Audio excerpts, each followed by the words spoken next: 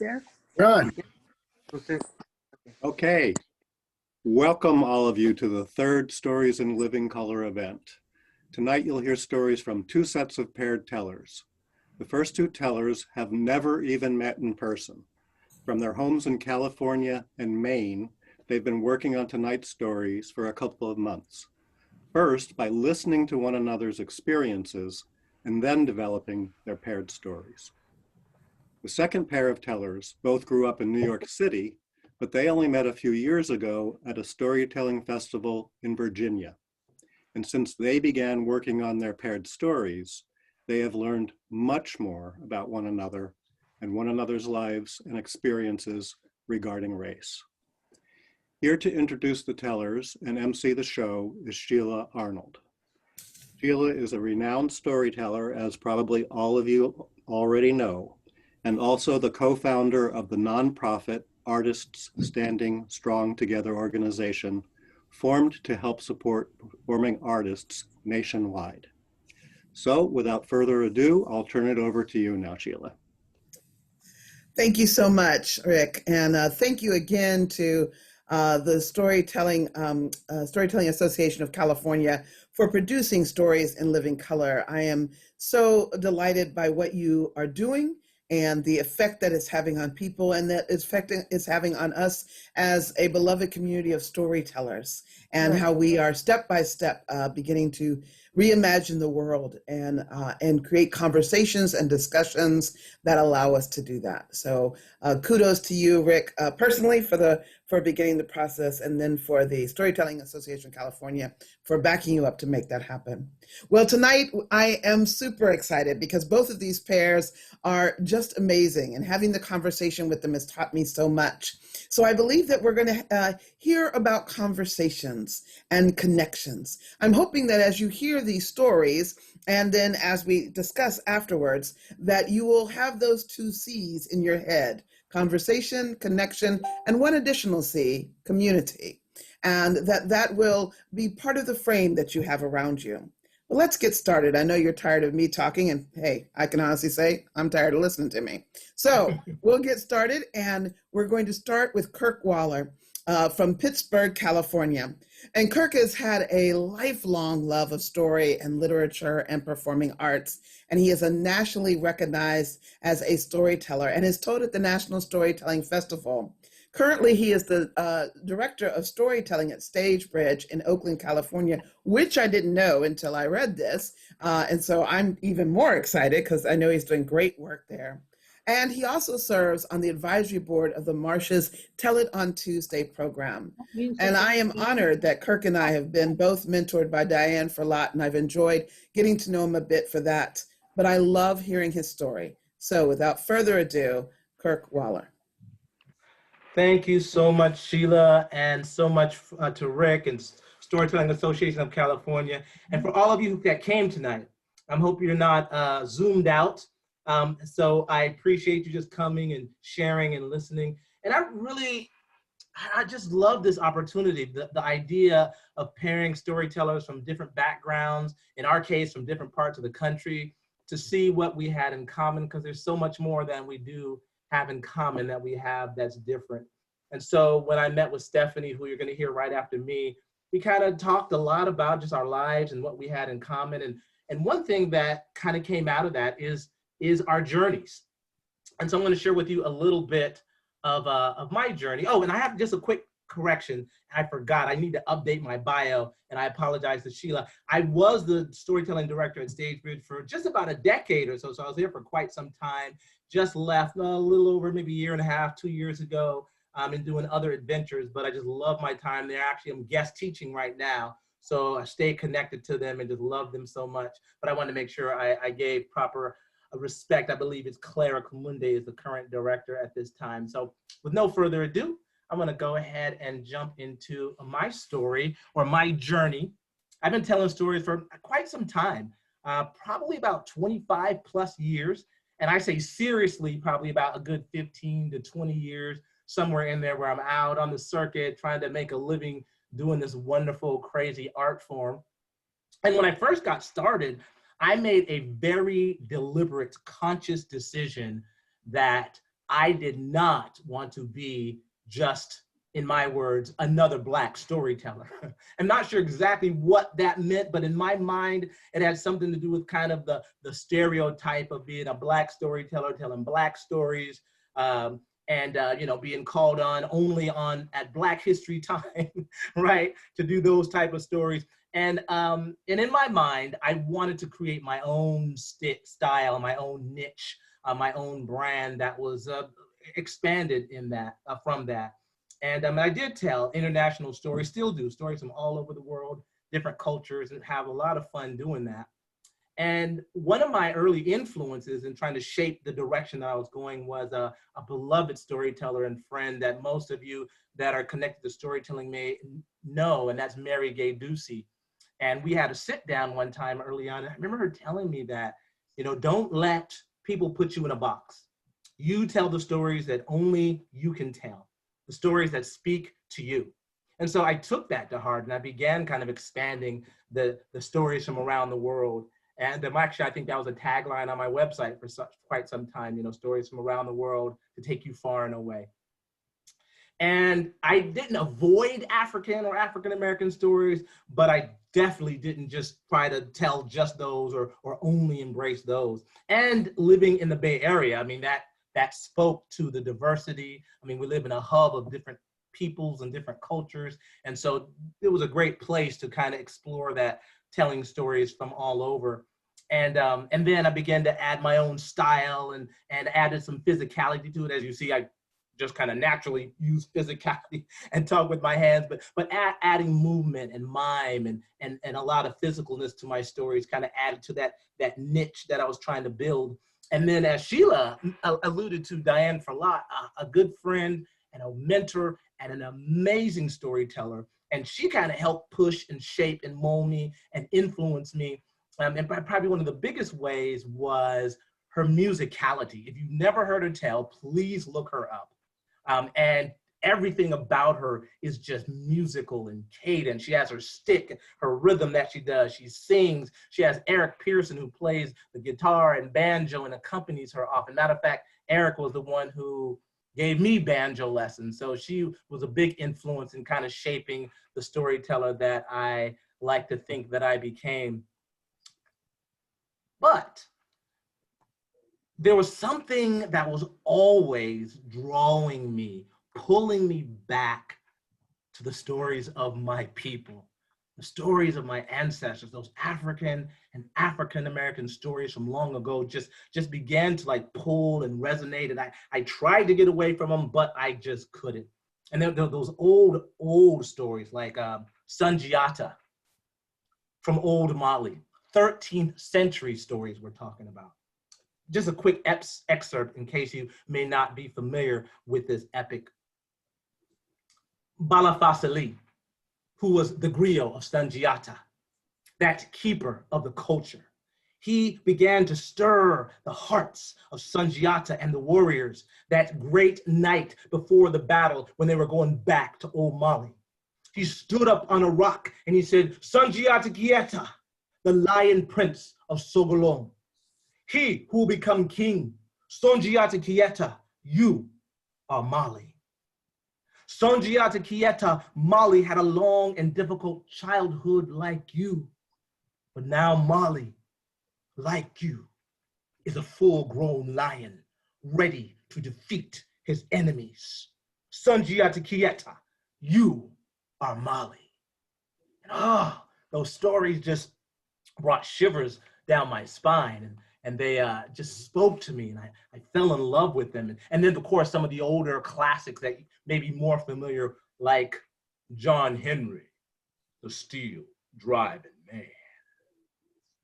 If I die, yeah, a railroad man, yeah, bury me, yeah, under the sand, with a pick and shovel, yeah, at my head and feet. Ha, and a 20-pound hammer, yeah, in my hand, And what's not to love about those type of stories that speak history and courage and the journeys of our people? And then I came across stories that were like slave tales that were told and retold either by the slaves themselves or people around them, like the Conjure Woman, Charles Waddell Chestnut. And he tried to capture the actual dialect of the slaves themselves. And this is a story that I tell from time to time. And here's a small portion just to give you a context. He is a slave, and he's talking to his wife. And so the narrator is actually a slave as well, telling the story of Sandy. And the name of the story is called Poe Sandy. So a master told Sandy he had to go back around to Robeson Place. Sandy about went out of his head. He didn't know what he was going to do. He looked at Teeny, his wife, and he said, Teeny, I done tired of going around from place to place. I don't know where master gonna send me next. 1 month I'm a Master James, and 1 month I'm a Master Archie's, and then I'm a Miss James. I don't know who my master is or where my home is. And you know, Teeny, one time when I was gone, my master done sold my wife from underneath me. And now I got to go around the Robeson Place again, and I don't know if I'm ever gonna see you again, Teeny. And Teeny, she just looked straight ahead for the longest, and she didn't say nothing, nary a word. And finally she looked up at Sandy and she said, Sandy, I's ever tell you, I's a conjure woman. And I ain't done no conjuring in nearly 15 years more once I got religion. But it's some things I don't think is no sinful to do. And if you don't want to go around from pillar to post, if you don't want to go around the Robeson Place, I could fix it. Well, you ain't got to go. And so those type of stories began to call and speak to me, and I began to fall in love with them and being drawn to telling those stories over and over again. And I have roots in the South. I mean, I have people in Louisiana and Arkansas and Texas, and then when I start doing my history of my own like ancestry, found out that I myself had the blood of Mali running in my veins, that I just had to tell the stories and to give tribute to one other person who had a great influence in my storytelling. For those of you who may have heard Ben Haggerty, he tells European old stories, Gilgamesh, the old Irish myths and folk tales. At a festival we were talking, and he told me, you have to tell those stories. If you don't tell the old stories, they will not get told. The history, the culture will die. And all those things will fade away with it. And I pretty much came full circle. Even though I still tell international stories, I embraced the stories of my people and began to share with other cultures, you know, those stories, the well-known and unknown ones. And so I'm going to end my time with a very short, maybe 2.5 minute or so tale from, if you know anything about African or African-American stories, you know Brer Rabbit, because he was always tricking somebody. And Brer Wolf, well, he just got plain tired of Brer Rabbit tricking him, and he made up in his mind, he said, I'm gonna get that rabbit if it's the last thing I do. And so off he went, and he started chasing Brer Rabbit. And Brer Rabbit, he took off. And finally, he had dodged that wolf and got away from him just for a moment, he hoped. And he came to this opening, this big clearing. And in the middle of it, he saw over yonder this big old elephant. And Brother Elephant was like, he was like rubbing his backside up against a tree trunk. And Brer Rabbit was like, what? And then Brother Elephant took his big old trunk and he picked up some rocks and branches and threw them up in the air and let him land on his back like, and Brer Rabbit was like, and he couldn't stand it no longer. So he finally went up to him. He said, good morning, Brother Elephant. And Brother Elephant said, it's morning, but what's good about it? I got this itch that I just can't scratch. Then Brother Elephant said, uh-oh, oh no, scratch that itch or I'm gonna blow. And Brother Rabbit said, Brother Elephant, I'll scratch your back. Yeah. I'll scratch your back. Well, why didn't you just say so? Oh, Brother Rabbit, I would just love that. So he picked up that rabbit with his big old strong trunk and put him on his back. And Rabbit was just about to scratch his back when he said, but one thing, Brother Elephant, when I'm scratching your back, I need you to say, oh no, Brother Rabbit, you killing me. Brother Elephant looked at him, he said, you want me to say, oh no, Brother Rabbit, you killing me. Uh-huh. All right. So Brother Rabbit started scratching his back like this with his little paws. And then he started like jumping up and down like that. And then he like even bit him, his thick skin. Brother Rabbit like, and Brother Elephant, oh, he was loving it. He was like, uh-huh. Oh yeah. A little to the left, right there. No, Brother Elephant. You supposed to say, oh no, Bro Rabbit, you killing me. Oh yeah. Oh no, Bro Rabbit, you killing me. And right at that moment, who had caught up to Bro Rabbit but Bro Wolf? Bro Wolf looked up and he said, oh yeah, I finally got you, Bro Rabbit, right where I want you. Oh, and when Bro Rabbit saw Bro Wolf, oh, he really started pouring on. He started like scratching Elephant's back like this, and like jumping up and down, and like, and Bro Elephant, oh, he was loving it. But he said, oh no, Bro Rabbit, you killing me. And when Bro Wolf heard that, his eyes popped up, and then Bro Rabbit looked at Bro Elephant and said, yeah, Bro Elephant, and when I get done with you, I'm gonna get that wolf, because he been chasing me and I'm tired of it. And Bro Wolf, he tucked his tail between his legs, he turned himself around and boom, he got himself out of there.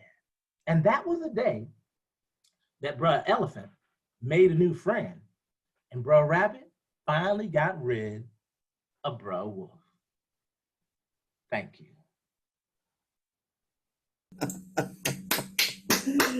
Oh, Kirk, that's wonderful. And that's Thank one you. I have not heard. So that was delightful. And everything that you did in that story was just your voices and everything. Thank you so much. Oh, wow, Kirk. Wow. And what a journey you have been on. Truly, truly. What a storytelling journey. And many of us who are in the storytelling community have experienced a journey from one place to another, and then it seems to come back around sometimes. And that's quite lovely. Well, that was a lot of fun. And this next story, there's a connection, a definite journey story as well that Stephanie will be telling. And so again, I want you to keep your ears open, but let me tell you a little bit about Stephanie Holman from Maine. And she was raised in Bloomington, Indiana, and was friends and is still friends with Ellen Munns at the Indiana Story Arts. I think I may be saying that wrong, but Ellen has been around for a long time. We just love the work she does there. But now Stephanie calls Mid-Coastal Maine her home. She's a professional storyteller, instructor, and librarian. And Stephanie Holman loves listening to stories. She writes and performs humorous, historical, and horror tales. With a large repertoire of folklore, she can tailor her events for libraries, museums, schools, and outdoor groups. And I think you're going to I don't even say think about it. I know that you're going to enjoy this and listen for the connections. All right, Stephanie, your turn. Thank you kindly, Sheila. Can everybody hear me all right? Yes. All right. Well, as Sheila so well put it the other day, this is more of a trip on my journey. And this trip, I'll start right off by telling you it begins like this. In the beginning, and right now, and far, far away, and right here, I tell stories. And when I tell stories, I usually tell folk tales. This is the story of one storytelling event where I felt my firm footing in folklore begin to slip just a little bit. I've told stories for the last 30 years as a children's librarian in a small rural branch library in South Central Indiana. And there is not much diversity in that community. And I would go out to the schools and the families would come into the library and I would tell them folklore from all over the world. I thought, if I don't tell these stories, they might not hear them.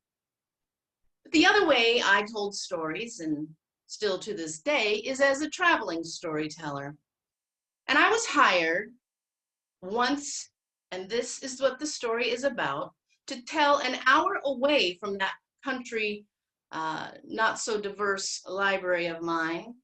It was a more urban setting. It was the Indiana State University, and it was a theater production of Arabian Nights. The local theater students were going to interpret the Arabian Nights story into a play.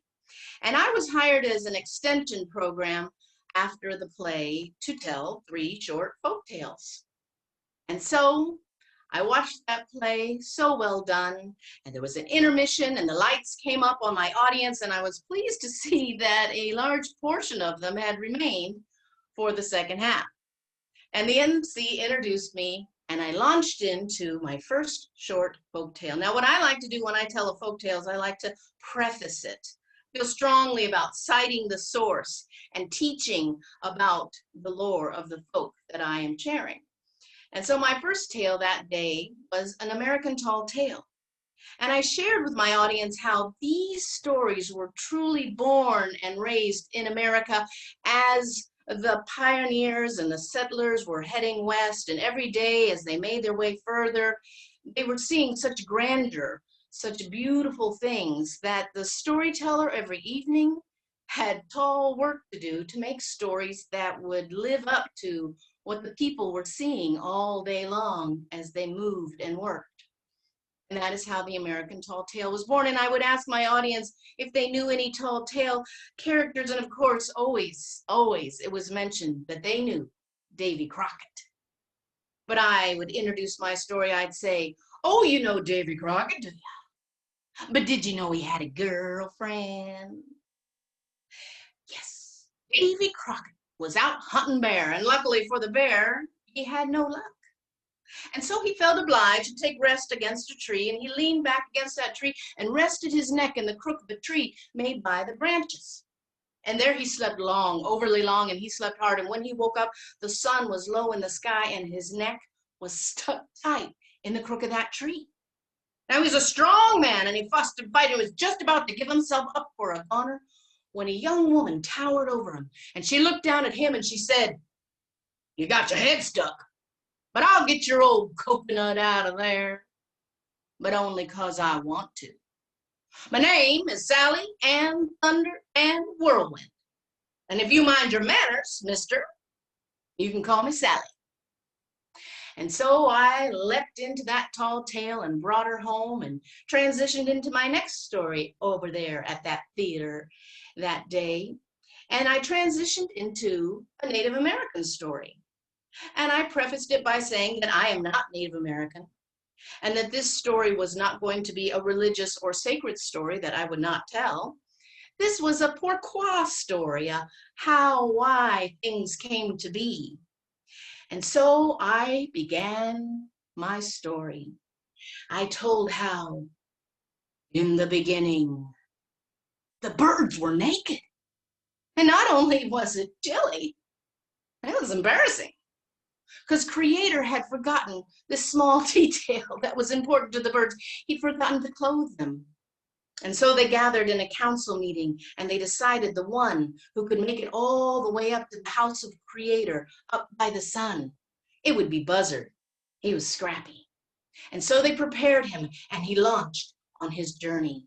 And I flew through that tale. And then I transitioned into my last and third folk tale of the day.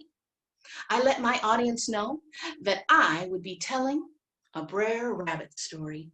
And as I began my preface, my teaching, my citing of the source, I looked out into my audience, and there I saw 3 Black women who I had noticed throughout the whole program.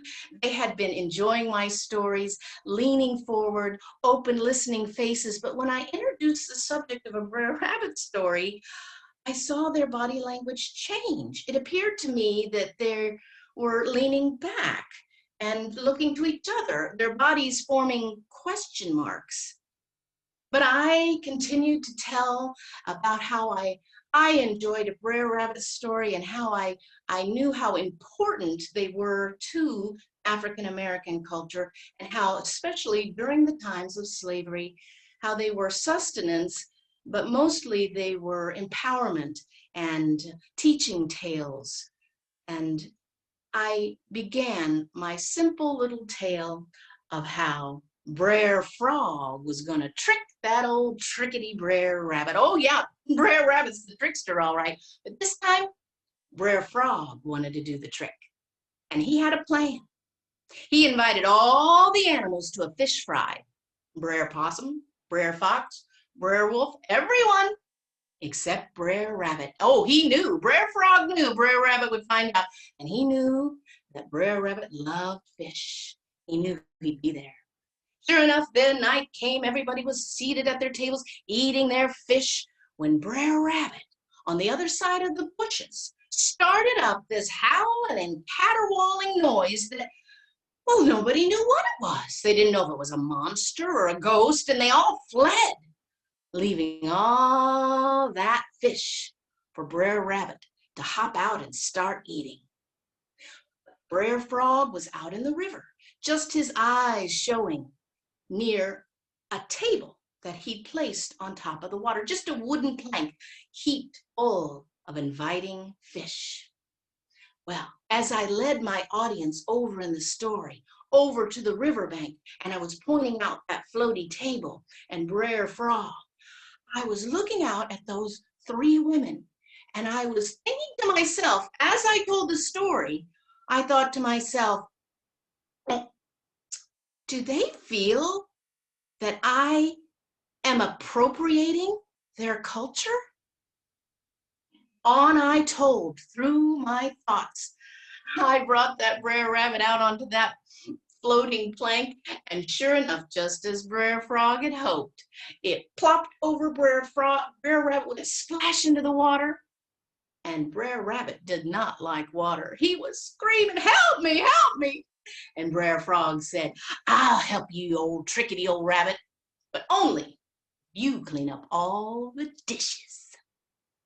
And so it was that Brer Rabbit got his comeuppance. He was the one tricked, cleaning up those greasy dishes long past midnight.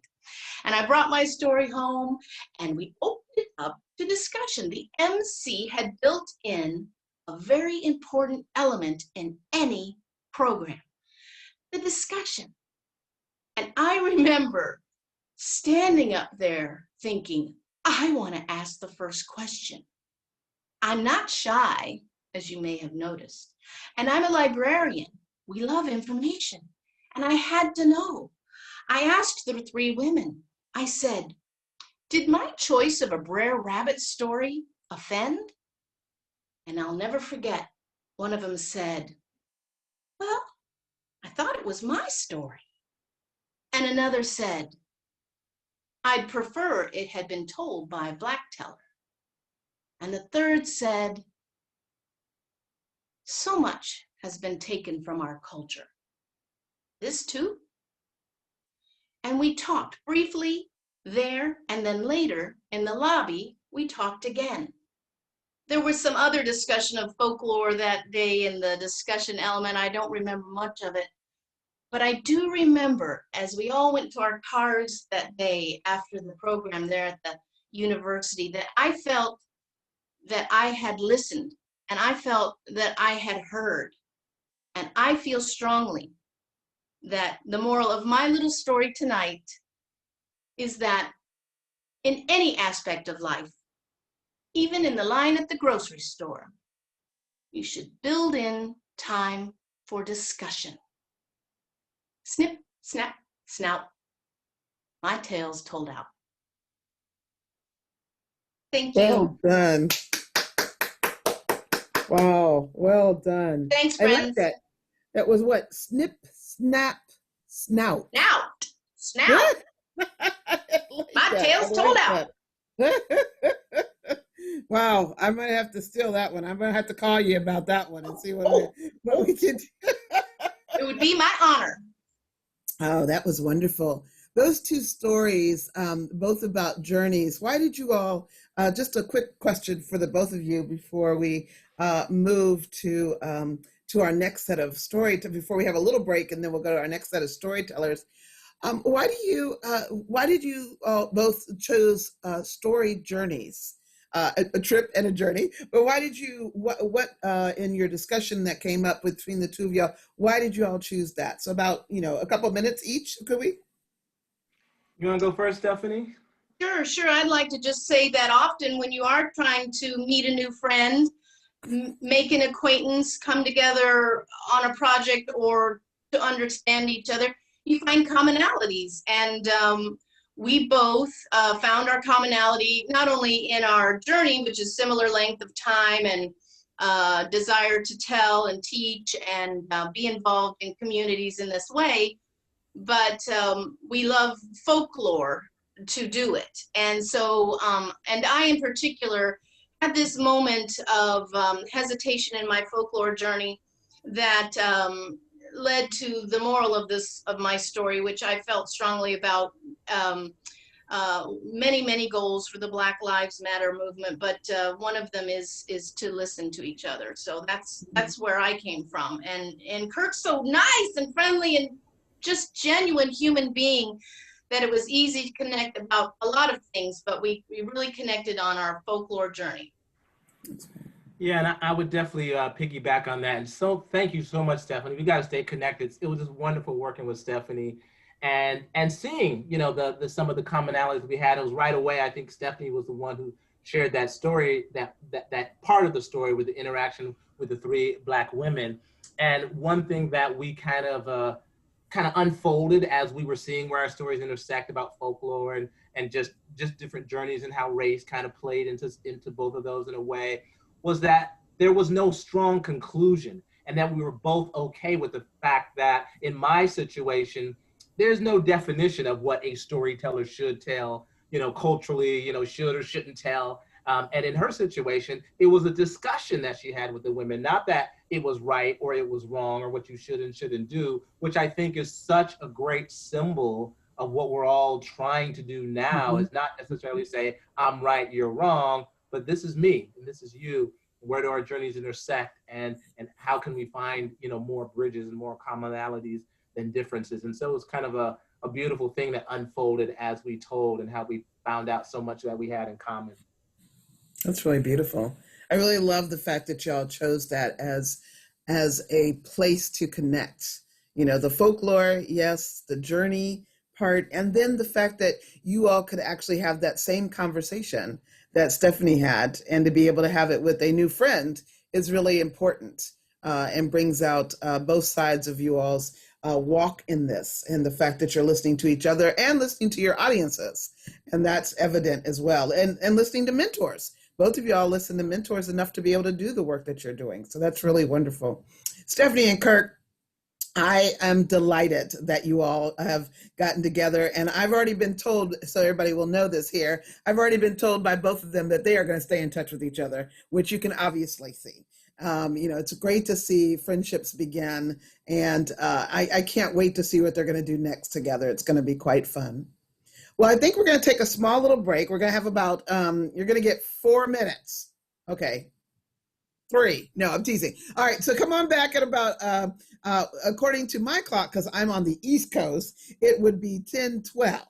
But on the West Coast, I think that would be 7:12. I think that's right. Okay, very good. So about 5 minutes, everybody. Go to the bathroom, get something to drink, come right back, and we'll get started with our next pairing. See you soon. Yes, I looked online and I thought they were the most original ones. Yeah. Very good, very good. And And we did Pepsi exactly what continued we're to do that, and so did Coke. They, I mean, didn't they co-op one of the Beatles songs too? How they could afford it is beyond me.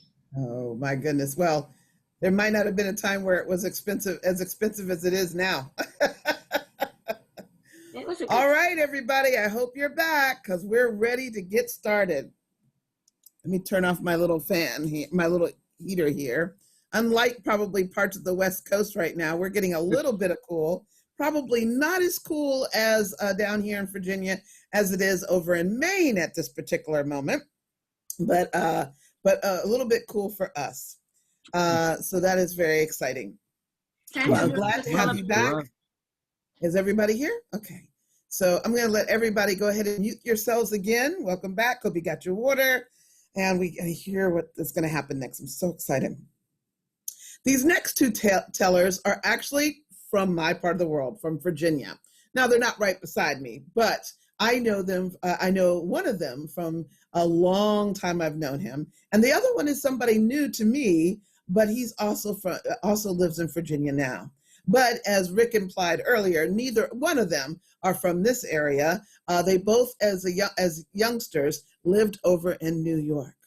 And they have some amazing stories to tell. And so again, keep your eyes and ears open to connections, as well as who might be the one that is really causing the problem in these two stories.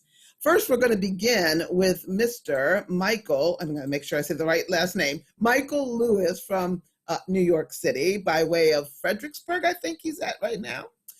Michael Lewis tells personal stories from his life experience. As a humorist, he enjoys hearing his audience roar with laughter, so practice on that one, okay, everybody?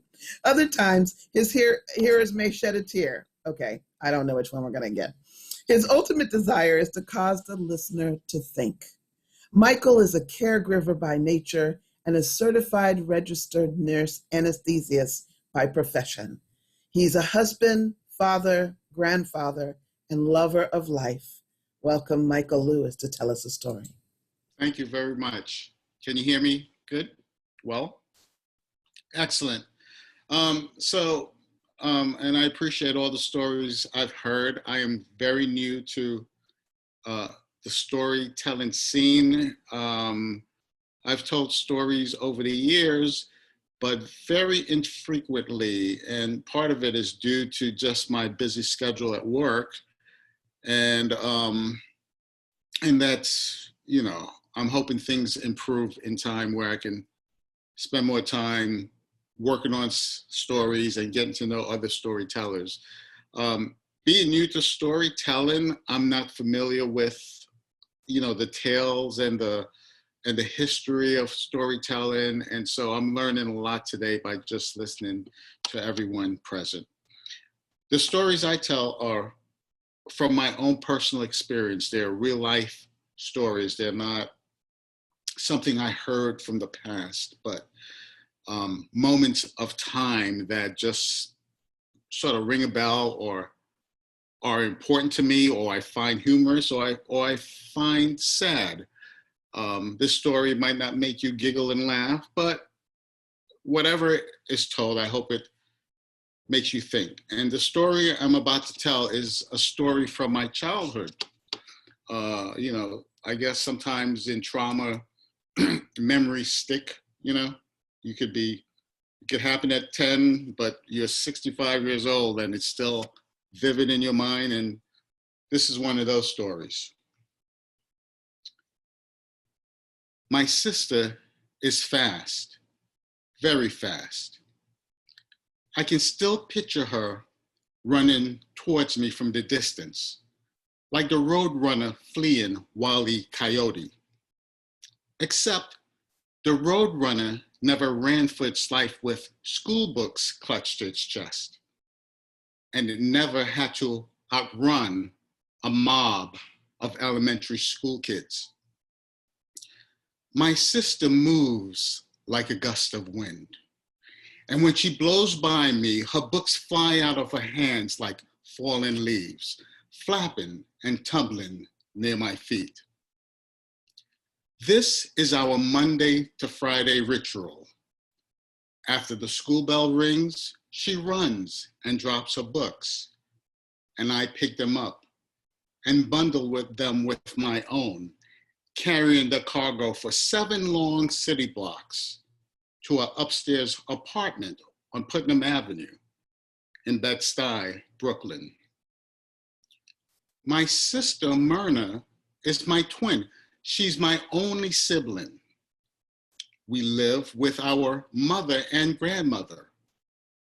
Our father is not with us. He is somewhere in the Caribbean. We were born in Trinidad and Tobago on October 12th, 1961. My mother brought us to New York just before our 7th birthday, for reasons I don't know. The only thing I know is that we are the only West Indian family living on the block. I know this because the other children remind us that we are different. They say to us, "Hey man, why you sound so funny? I can't understand what you're saying, man. You sound stupid. What, you just got off the banana boat or something? Effing coconuts. What you crying for, punk? I'll hit you again." I once heard a rhyme about sticks and stones and broken bones and words that don't hurt. But what is that to a child? I don't need sticks and stones to break my bones when you have feet and fists and tongues that swing wildly like bamboo sticks and words harder than pelted bricks. They both hurt deeply. They both snuff out the gentle light of the soul. Why do they hate us, Myrna? Why don't they like us? Why do they call us names? We look just like them with our kinky hair, broad nose, and brown skin. I just want to play hide and seek and not be afraid.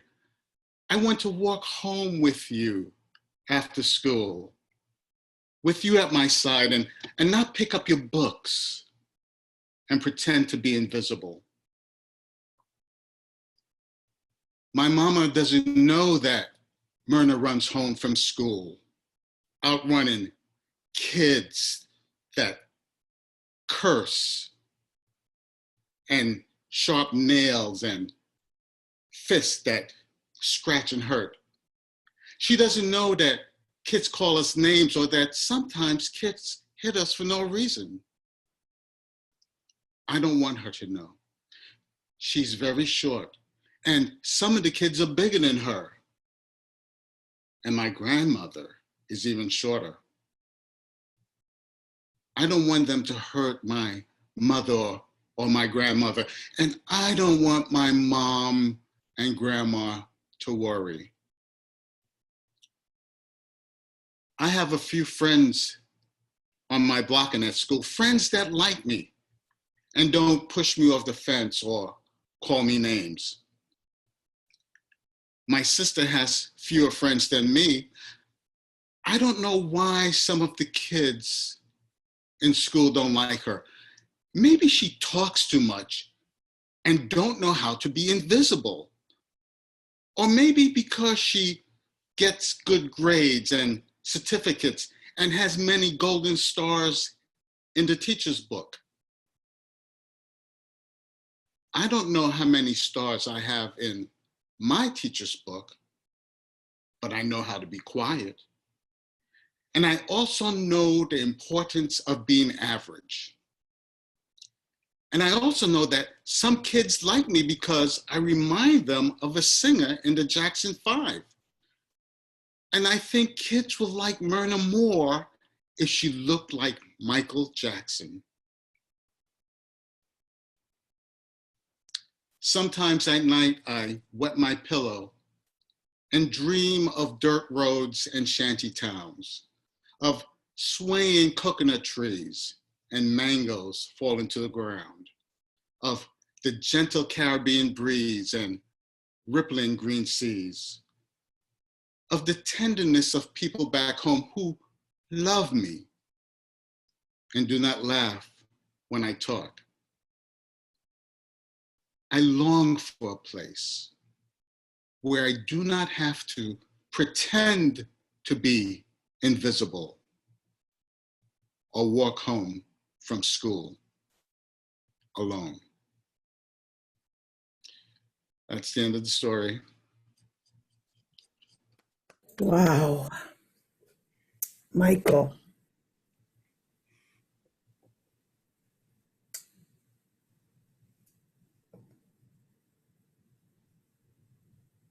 Thank you for such a deep share and beautifully told.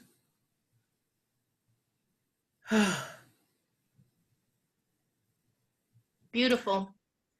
Yes, I'm sorry, having a moment here. It was just beautifully told. And now we're going to have the opportunity to hear a story from someone I've known for quite some time, Leslie S. Schaefer, who we all call Les, although less is more, was also brought up in New York City, in a different borough than Michael. And most of Les's stories are biographical, even the folk and fairy tales. He tells at regional story slams and co-hosts a slam for older tellers. He's a co-founder of Richmond's Telltale Heart Storytellers Theater, Two Tellers Telling, Tandem Storytellers. Leslie is a current board member with myself of the Virginia Storytellers Association, although he's been on the board a lot longer. And he didn't put this on there, but Les has made a commitment in his life to work with young people in Richmond, Virginia, helping them to be storytellers. And he is just magical with them. And now he'll take us back in his life a little bit and share a story. Les Schaefer. Thank you, Sheila. And do I have to follow Michael?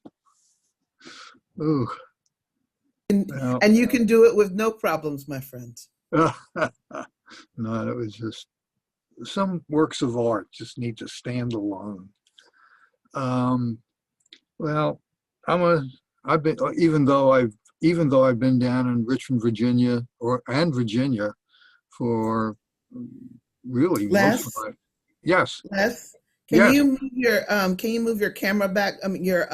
Tilt your camera back just a little bit because we're sometimes missing your eyes out. There we go. Okay. Just a little bit. That yes. And I'm Is that leaving. okay? Okay. Thank you. Anyway, people even today, people who are real New Yorkers, when I open my mouth, I've had people tell me where in New York City I was raised because it's still in my voice. And the story I'm going to do tonight really takes place about 75 years ago. And it is from the point of view of a white child. And it's a world that I'm not sure it's changed that much. So let's get to it. A story in two parts. Part one, Mary. Nowadays, when people think about the Bronx and New York City, they might think about drugs, gangs, poverty, burnt out buildings. That's not today's reality. It wasn't the reality in the 1940s when I was a kid. Then, like now, the Bronx teemed with immigrant energy. About the size of the Bronx, about the size of Paris, the Bronx is urban to the core, though it contains sprawling green spaces, a crowded beach, and a very out-of-place New England village on City Island. When I was a kid, the Bronx had a population of mainly second to third generation children, grandchildren of that huge European immigration wave that lasted for about 50 years. What we didn't have then was significant numbers of African American Hispanic Americans. And the reasons for this disparity is a story that's just now beginning to be told. And though my contact with people of color then was limited, I was fortunate enough to have significant relationships with two people who didn't look quite like me. The first was a very dark-skinned woman I knew as Mary. She came into my life after my grandfather died and my grandma had to go back to work. Ironically, grandma's first jobs were as a domestic worker. So Mary was hired to clean, cook, and watch over me. And I guess this says a lot about the times. I was a poor working class kid, a motherless child. My mother had died shortly after I was born, and I'm being cared for by an even poorer recent arrival, a Black arrival from the South, a woman who always showed up for work wearing a spotlessly clean white dress. And as a motherless child, I loved Mary. I literally hang on to her. She worked. She crooned music, told me stories, lavished hugs, fed me treats, encouraged me to control my outbursts. Yet she let me ride my tricycle down the sidewalk all the way to the corner by myself. And now, with age's sad wisdom, I realized that Mary may have had her own little boy or girl at her home. And as my grandma rode the buses to whatever house she was cleaning, Mary rode the subway up from Harlem to work at our apartment. And while she cared for and mothered me, maybe her mother was doing the same for her children. And I'm sure even back then, whatever my family paid her, it would not have been sufficient for her needs. No. Well, then, seemingly without warning, my dad remarried, new stepmother insisting that she was my real mother, and Mary disappeared. And no one in the family was willing to explain to a heartbroken boy what the hell was going on. I probably mourned Mary harder than I did my grandpa. And to this day, I feel the loss, and it's all mixed up with the loss of my birth mother. Part 2, Sporty. Just before my dad was drafted into the World War II Navy, and right after my sister was born, our family split up. Grandma and my aunt, her unmarried daughter, moved to their own apartment. My father, stepmother, baby sister, and I ended up in a 2-bedroom flat on West Tremont Avenue. And we stayed here from the time Dad went off to war till we moved to the suburbs in 1949. And the focus of my life there shifted from the apartment to the busy streets. Now back then, and this may be a surprise to some of you parents, back then, most parents were not hoverers, and kids were expected to be outdoors in all but the worst weather, and even sometimes then. The neighborhood kept some sort of collective eye on us, and there were 3 big rules. 1, be home for meals. 2, don't do anything out on the street that could be reported back to your parents. And 3, almost any of our neighbors and almost any local shop owner had smack and yell at you rights on us. Well, mostly we stayed around our tenement and the adjacent vacant lot. And that lot was like our mini theme park, if they'd had theme parks in the 1940s. It was a couple of tenements wide, still there. It held 2 sand lots where we played stickball, softball, punchball, and a myriad of other baseball variations. There was a big stone cliff that could be climbed, fought over, and even fallen from. there was a burnt out, smelly, abandoned house at the top of that cliff. And this house was thought, no, we knew it was both haunted and it was a mysterious source of empty beer and soda bottles that could be turned into Abe's, the candy store that bordered the lot. Regular sized bottles would get a refund of 2 cents, while family sized bottles paid a nickel. On a hot day, 2 cents bought a 2-cent plain, a Coke glass full of plain, icy cold seltzer water. Still my favorite hot weather drink. A nickel? A nickel could buy you a Hershey bar, a box of Goobers or Raisinets. And it was in front of Abe's that I first met Sporty.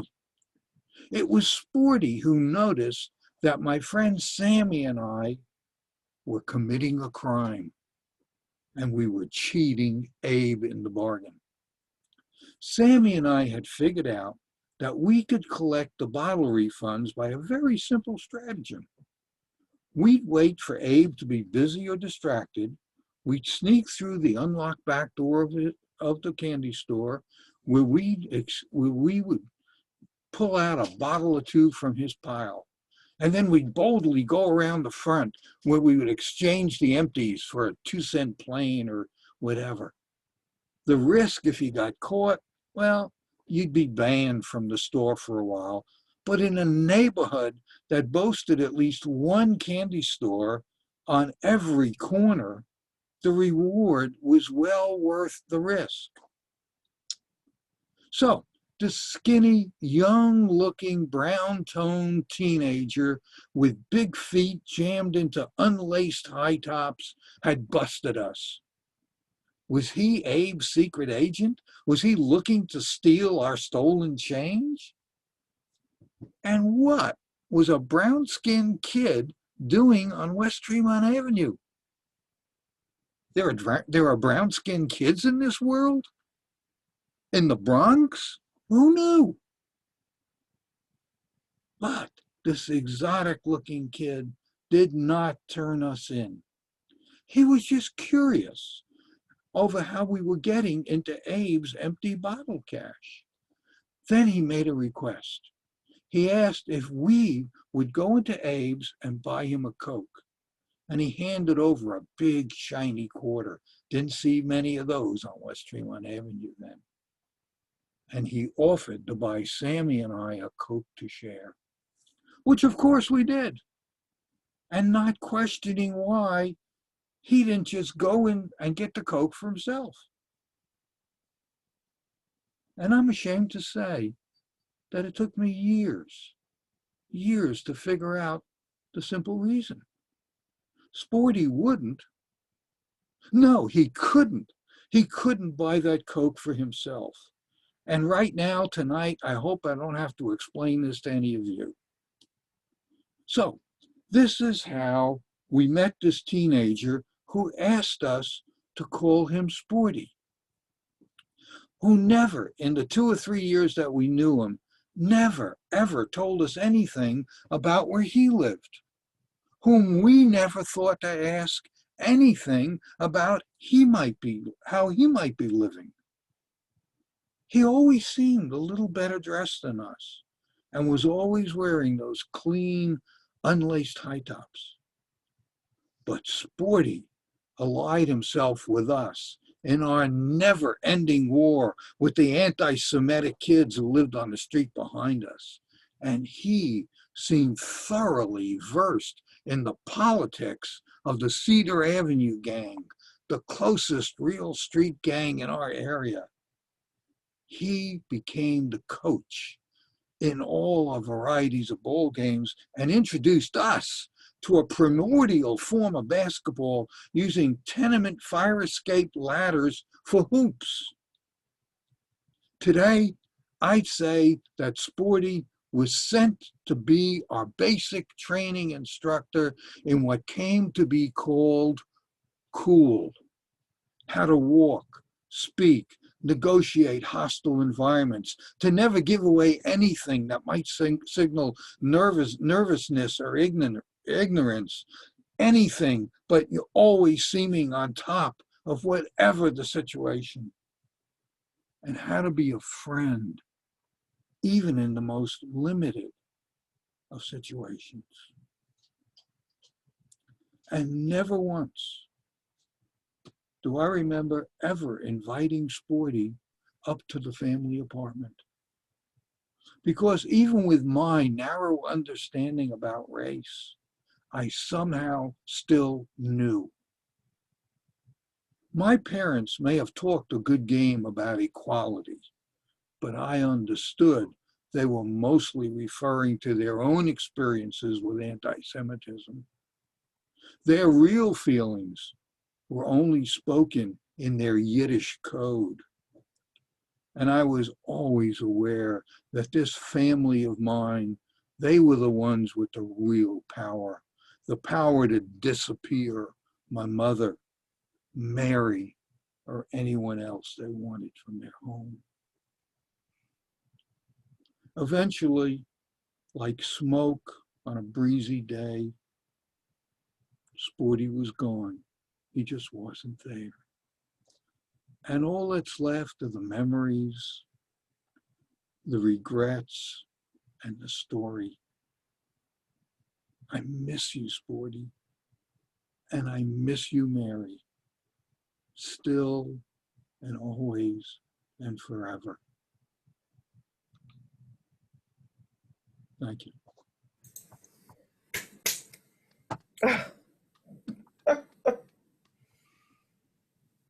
Oh, my. I have a, oof.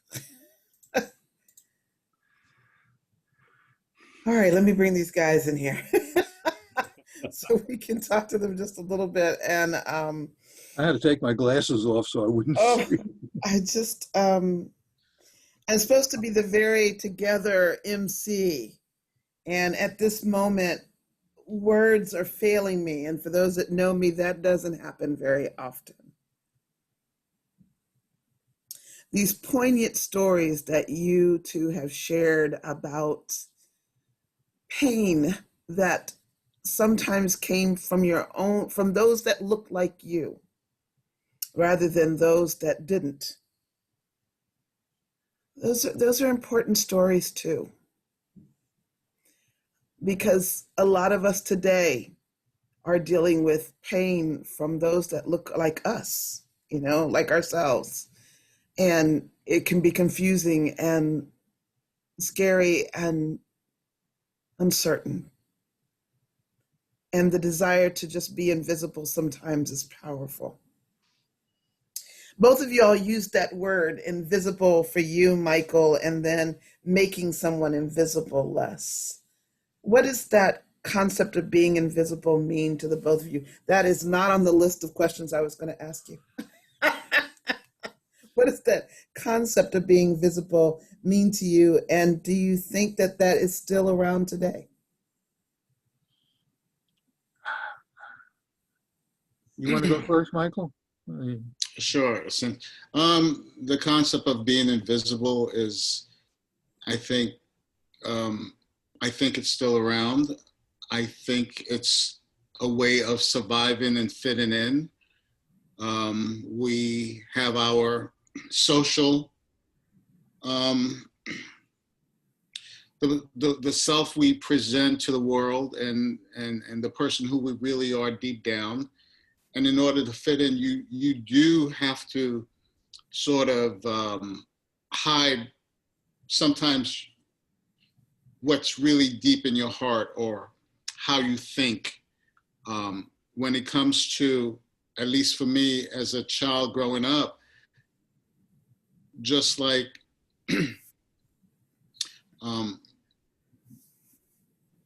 people had to deal with racism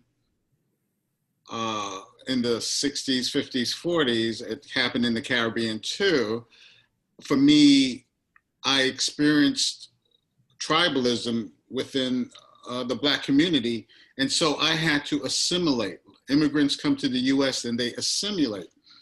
So I had to shed a lot of my Caribbean characteristics, mainly voice and cultural things to fit in, to be part of the community of young people so that I would not get hurt, hurt through language or hurt through sometimes just bullying.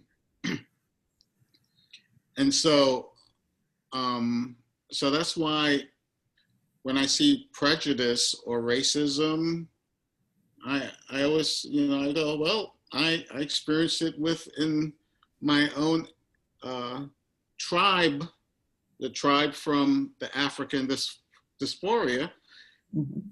and I've experienced it in the United States throughout my growing up when I was in college, especially, and from people lighter than me or Caucasians. But it's hard for me to say, well, this group is more racist than that group. Mm-hmm. I go, this group has more power, so they can afford to be more to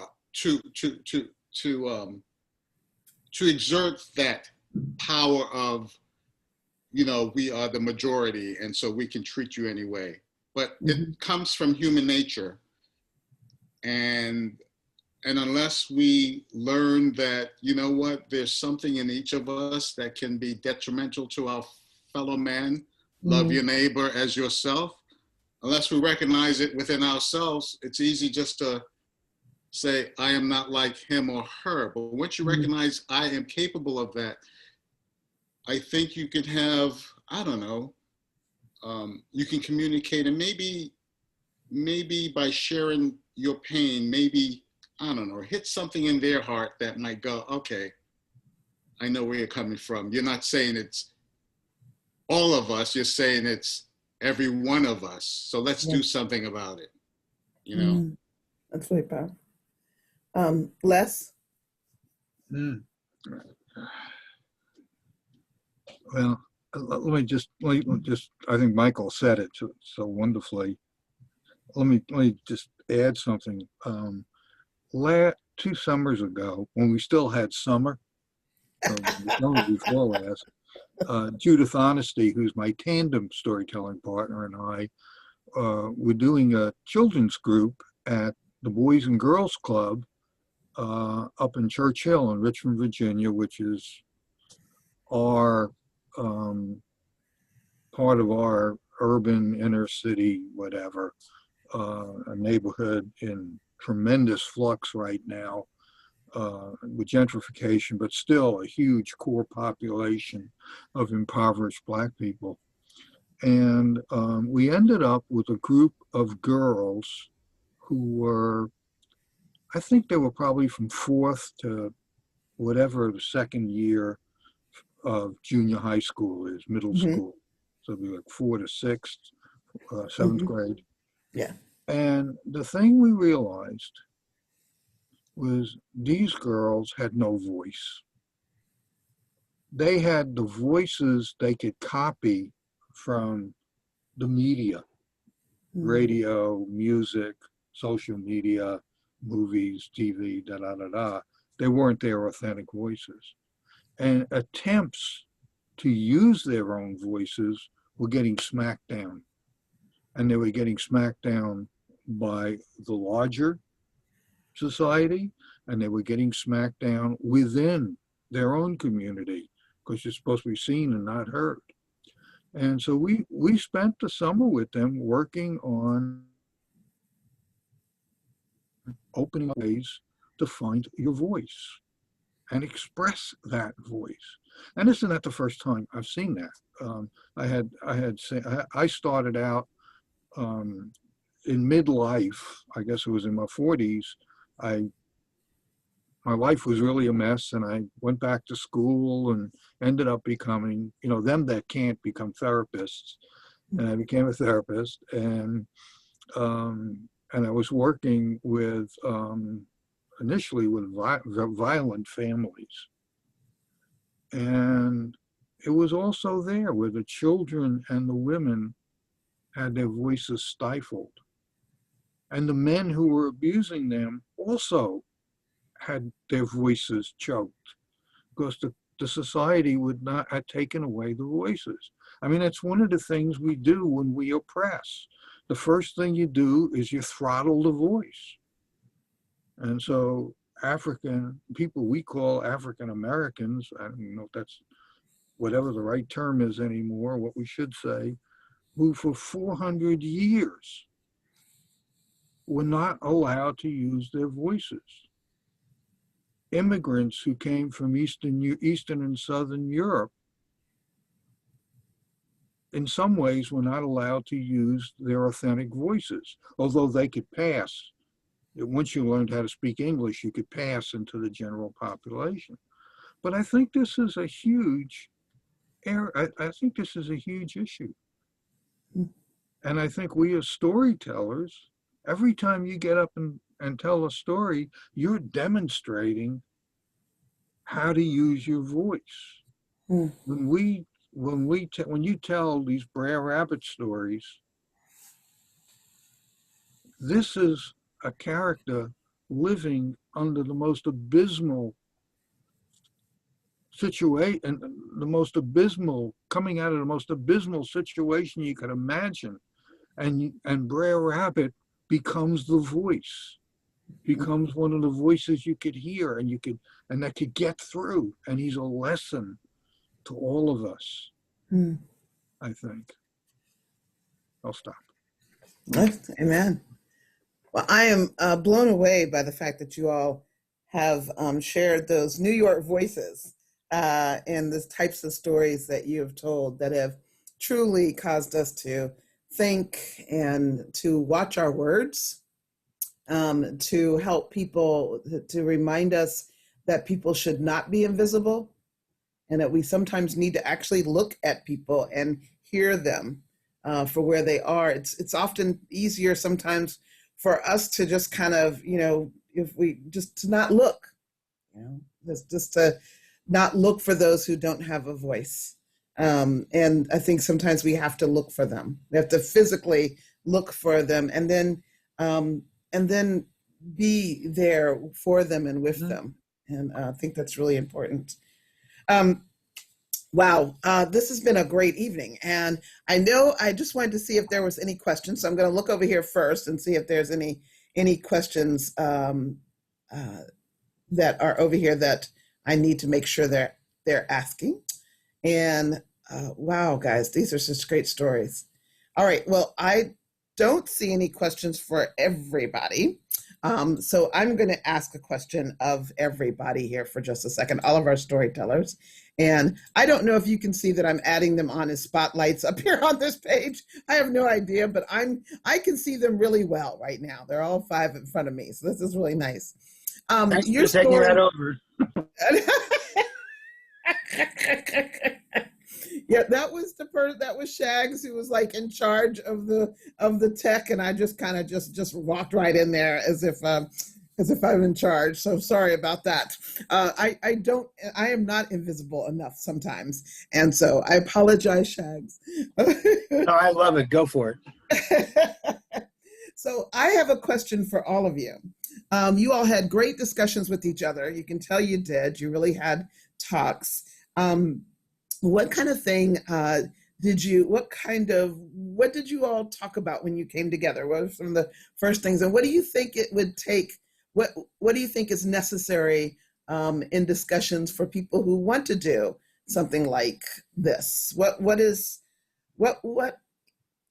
rephrase that whole question. What did you learn in this particular situation being paired with each other that you think would be good for others to learn and to do themselves? Much better question. So, at least I think so. Yes, Stephanie, Mrs. Holman. Miss Holman. Well, I had an intention when I took Ellen Munns from Storytelling Arts of Indiana up on her forwarded email from Rick Roberts about joining this brainchild of Rick's that has flourished into the third one. I think a little mini clap here for Rick, maybe bigger. And he wanted this to happen. It's happening. And because I felt I had an intention to put myself out there, I knew it would be uncomfortable at times, and I wanted that. And yet, when I reached out to Kirk, he shared his intentions of the moment. I mean, we're living in a moment where I wanted a voice, and I wanted to hear voices, and I wanted to represent the goals of the Black Lives Matter, which was one of the goals of Stories in Living Color as it came to be. And so Kirk had intentions too. You know, we talked not overly much because we were living it, right? We're all living it. So we didn't talk overly much about the negativity of the moment. And that's why we kind of went playful and our little folktale romp, because we wanted to also, you know, be intentional in sharing that we're all of the same folk and lore. So. Okay, other thoughts? Yeah, I think just adding to that, Stephanie said, just as far as what people may want to get out of it, what they may look forward to, or if they try to do something like this. So if you're thinking about doing something like this, I think the main thing is just to, Stephanie kind of alluded to, just kind of being open and listening to each other. And one thing that I thought was just really nice is that everybody's been in a situation where they meet someone for the first time. This is a little different. It's kind of a blind story date in the sense that you're paired up with someone, in our case, that we didn't even know the other existed. And then once you get past that and start learning almost immediately, you know, what your differences are, but more importantly, what you had in common. And for us, of course, it was stories and it was folk tales, but it was also just kind of seeing where the race issues kind of intersect. Is just to be open. I think just to be open, which most storytellers and artists in general are. So I think if you're thinking about doing something like this, and I know, and Rick will probably jump in at the end, that we do need storytellers, and it's not just black and white, it's just other cultures and other walks of life being paired together. So I know he's looking for people, but to jump out there and do it, you know, don't be shy, just to, you know, kind of be yourself, get to know each other. You'll figure out something that kind of makes sense. And there's also some stories that I've heard that didn't necessarily intersect, but it was still just wonderful hearing different perspectives come together and share that with everybody else. So that would be my 2 cents, to just be open to listen and take that chance to be part of that bridge. And like Well, you said, go ahead. You said, Sheila, the other night when we were going over things, it's about how do you make friends? I've done 30 years of story times for preschoolers on how to make new friends. I was the queen of story time in my little world. And the point is, whether you're 3 or 55, you know, you just say, hello, I want to know more about you. How you doing? And it's that easy, like you were saying the other night, Sheila. Yeah. I love that. I agree with you that sometimes, you know, making friends is how it all begins. And, you know, and hopefully the example of that is really, really important to people. And more important than sometimes that we can actually realize until we get out there and we start working together. We recognize that there are a lot of people that don't have folks in their lives that are from a different culture. There are a lot of people that don't know anybody but the people in their box that, you know, look like them, sound like them, think like them, you know, and that's really a really powerful thing to step outside of our box a little bit and meet somebody. Les and Mike, yes, Les, go ahead. 2 things. One, I think we got to be careful about talking about, you know, within our culture, because they're not monolithic. Mm-hmm. No culture is and there's an infinite number of variations in any culture, and then it gets complicated when you bring in all the other cultures. I think something I wish this had been my idea originally, but a storyteller, musician, David Sky, who's in Ohio, I think still working as a musician. I heard this from him years, I mean, back in the 1990s, I think. David had this idea that when you tell a story, and if it's like I'm working with Michael, I tell a story to Michael, Michael tells a story to me. I'm telling a story to Michael, and it's sparking stories in his head. And he relays some of what has popped up in his head to me, and it sparks something, it sparks in my head. That kind of connection is incredibly powerful. And it happens, within pairs of storytellers. It happens in good storytelling groups. It happens sometimes, it can happen with you and your audience. I think the master storytellers, the guys filling the big tents sometimes at the big festivals. Or the women, or the women. Or the women, excuse me. They're the ones who have kind of mastered making these connections. And the connections are forever. Of another friend of mine who was a physicist, he took that idea and he came back with some theorem from physics, quantum physics, that I don't begin to understand. But the idea is that when our electrons intermingle, they're connected forever, no matter where you are in the universe. And that's physics. And this is what happens when my story joins with Michael's counter story, and Michael's counter story, or my counter story, matches with his. And those connections are incredibly powerful, and I think they last forever. Good. Michael, do you want to add? Les and I actually became friends, and he mentioned this before, through storytelling, and this goes back years. We don't connect as much as we used to because I'm very busy, and I hope not to be busy as much in the future, but we have always stayed connected, and I've always enjoyed listening to Les.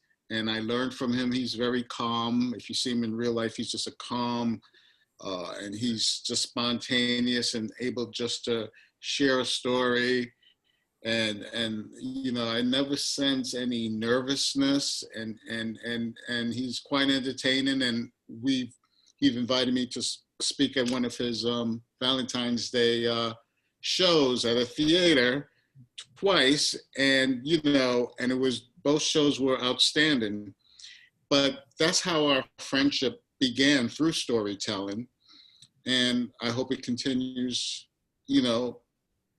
with it, storytelling and outside of that. But for me, this was a very inspiring moment because, this bear, I don't know who Bear Rabbit, honestly, I never heard of the gentleman. Until you guys, I'm like, who's, I don't know folk tales. I heard of Paul Bunyan, and that's from TV. I know those, but I don't know the African or the African American folk tales. I plead ignorance. Part of it was not in no one talked about it. No one I know did, and so and do they talk about that in the cities? I don't know. Maybe they talk about it in Brooklyn. I never heard anyone talk about Bear Rabbit. I don't know. Maybe they do. They talk It's about DJ Rabbit or something. The library. The library, that's right. But for That's where they're talking about it. But for me, seeing the enthusiasm of Kirk and Stephanie, and just, the importance of these stories, it's like, well, okay, historical stories are important. Now I know. Maybe you can blend modern and historic together. I don't know. But I'm grateful for this opportunity just to be part of this group and Les. And now I've got like a lot of friends that I might have to find on Facebook or something. I don't know, but this was great. Thank you. This has really been really neat. I have to say that I love being able to participate early on in this project. It just was so much fun, and the relationship that Sarah Armstrong and I connected with has not left. And I do believe that anyone who steps their foot into the pool is going to be able to really make a difference in your life, in the life of the person that you get with, and then in the lives of the people that hear your stories. And there may not be a whole lot of people on here that are seeing this, but this will stay up online. People come back, they listen, and no matter what, everyone who hears this takes away something, which I think is really the most powerful thing. I hope that we will remember to have discussions, that we will talk with people, that will step outside of our box and make friends with others, that we will have conversations, that we'll find our connections, and in doing that, that we will be community. And with community, there is a lot of hope that we have for our world. Thank you so much for coming tonight. I will turn it back over to Rick, who will talk about the next one coming up. What a great job you guys did. I am just, wow, so thrilled by it. And just remind Rick, you never know. It's all, what comes out is what comes out. The power of the story is bigger than we can ever imagine. Thanks, Rick. Thank you, Back Sheila. to you. Thank you. Absolutely. Thank you, Sheila. And all I can say is, wow, you tellers were amazing tonight. And, I know that the goal of this project is to generate discussions, discussions that are sometimes painful, that are sometimes fearful. We're fearful that we're going to be misunderstood. But we keep learning through this project, and I keep learning that it's better to take the leap and enter into those discussions than to submit to the fear, because that ends in silence, and silence gets us nowhere, absolutely nowhere. The Storytelling Association of California, the tellers, and Sheila and I all thank you so much for attending this evening. The next Stories in Living Color event will be on Tuesday, December 8th. Put it on your calendar if you can make it. And if you're interested in taking part in this project, there's always room for more. Check out the Storytelling Association of California website on how to get involved. So let's take care of one another, and let's keep the conversations going. Good night, all. Thank you. Good night, Rick. Good night, everybody. Thank you. Oh, good. Good night.